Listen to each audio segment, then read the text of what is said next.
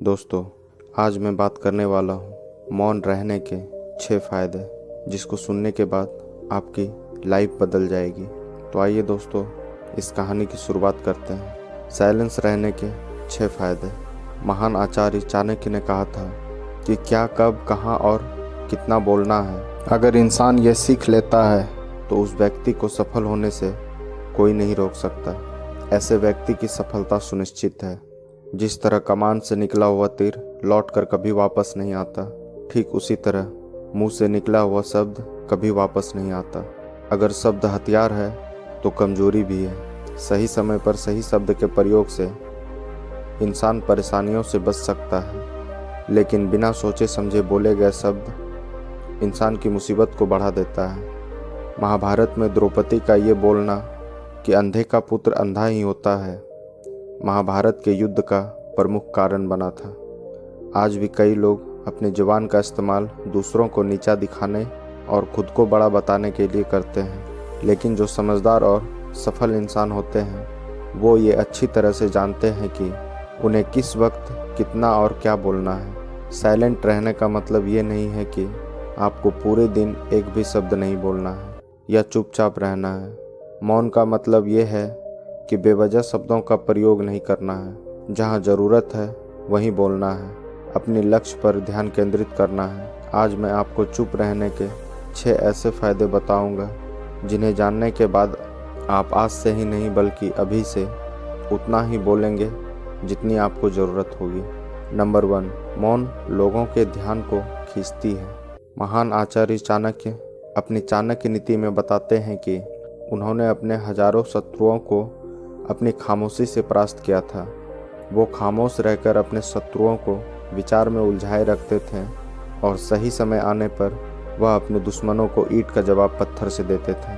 Silent किस तरह लोगों के अट्रैक्शन को आपकी ओर खींचती है, आपकी ओर आकर्षित करती है। यह बात आप इस उदाहरण से समझ सकते हो कि जब क्लासरूम में टीचर किसी विषय पर बात करते हैं तो स्टूडेंट उनके बात को बिल्कुल ध्यान से सुनते हैं, लेकिन जब अचानक टीचर बोलना बंद कर देते हैं तो सभी लोग आश्चर्य में पड़ जाते हैं। कम्युनिकेशन बंद हो जाता है। मैं जब स्कूल में था तब अक्सर ऐसा होता था और आपके साथ भी ऐसा हुआ होगा।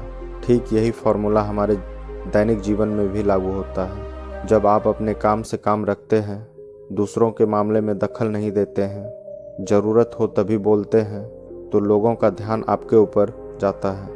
और अगर आप कम बोलते हो, ज़रूरत हो तभी बोलते हो, तो लोग आपकी बातों को ज़्यादा महत्व देंगे। लोग आपकी बात को उन लोगों की तुलना में ज़्यादा प्रेफरेंस देंगे, ज़्यादा याद रखेंगे जो लोग बिना ज़रूरत के बकबक करते रहते हैं। नंबर 2, मौन बातचीत में मदद करता है। शांत रहना मोल भाव यानी नेगोटिएट करते वक्त आपकी बहुत ज़्यादा हेल्प करता है। बातचीत के दौरान जब आप अचानक चुप हो जाते हैं और सामने वाले इंसान को जवाब नहीं देते हैं, तो ये खामोशी उस दूसरे इंसान को ये सोचने पर मजबूर कर देती है कि आखिर आप क्या सोच रहे हैं। तो फिर इसी चीज़ का आपको फ़ायदा उठाना है। सामने वाले को ये सोचने दें कि आप क्या सोच रहे हैं।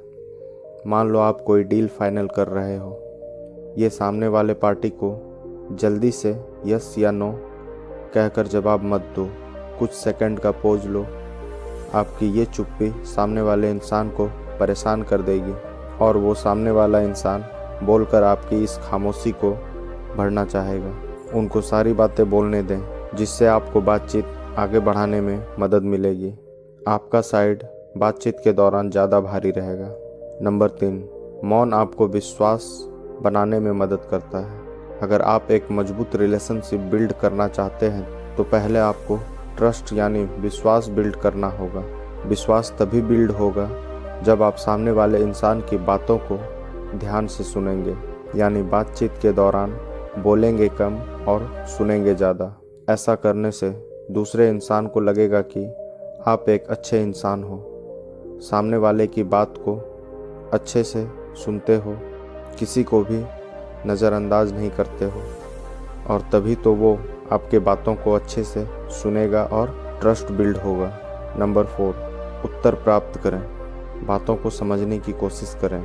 आपने ऐसे कई सारे लोगों को देखा होगा जो कोई प्रश्न पूछने के बाद रुकते ही नहीं हैं, अपनी बकबक चालू रखते हैं या फिर दूसरे को बोलने का मौका ही नहीं देते हैं। अगर आप भी ऐसा करते हो तो दूसरे इंसान के मन में क्या है आपको जानने का मौका नहीं मिलेगा।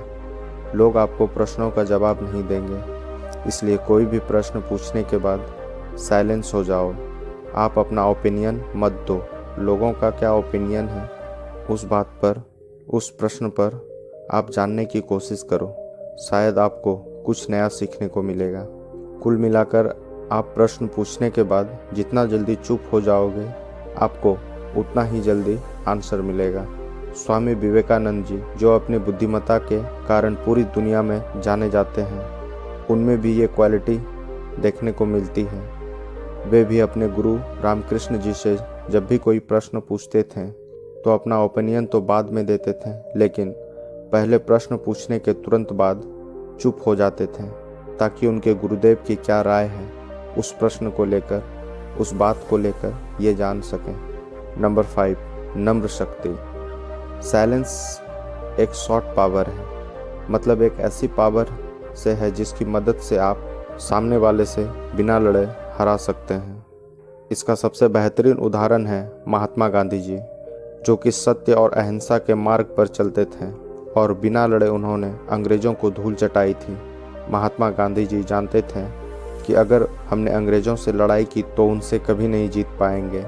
उन्होंने सॉफ्ट पावर का इस्तेमाल किया और अंग्रेज़ों को हराया। कई बार लड़ने झगड़ने से प्रॉब्लम सॉल्व नहीं होती, चुप रहने से और शांत हो जाने से प्रॉब्लम सॉल्व हो जाती है। नंबर 6, विचारशील।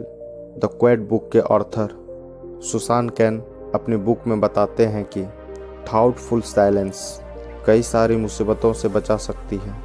एक लड़का कुछ खरीदने जा रहा था, तभी उसको रास्ते में वर्षों पुराना एक दोस्त मिलता है, जो उसको बोलता है कि तुम जहाँ दुकान खरीदने जा रहे हो उसी के पास में एक घर है, वहाँ ये सामान डिलीवर कर देना।